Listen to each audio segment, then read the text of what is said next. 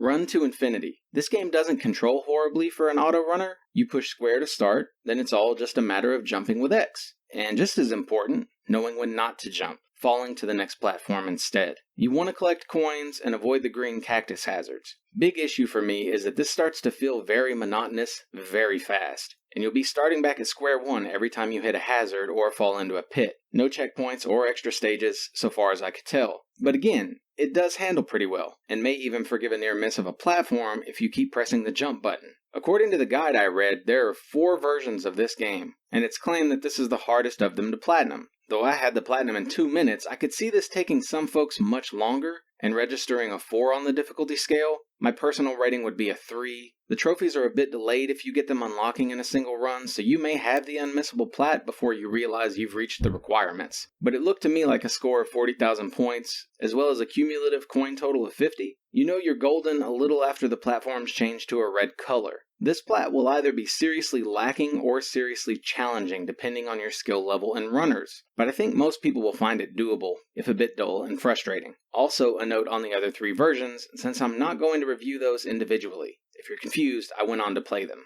The easy mode game is a lot like the starting area of the normal game. It just loops and, much like the normal game, forces you to get 40,000 points, 50 coins, and 1,000 distance. Because it loops, it's easier to plat than the normal game. The hard mode game is somehow even easier than easy mode, because it thinks it's harder and therefore halves everything you're tasked with doing, ironically making hard mode the easiest of these games to plat. It's the impossible mode I'd warn people away from. That one loops the impossible or red section, doesn't control as well as the normal game, and still expects the half distance, score, and coins of hard mode. The impossible mode is definitely a 4 on my difficulty scale, though it only took me 7 minutes to get. The other run games would get a rating of 2 instead of 3 from me since they're not as dynamic.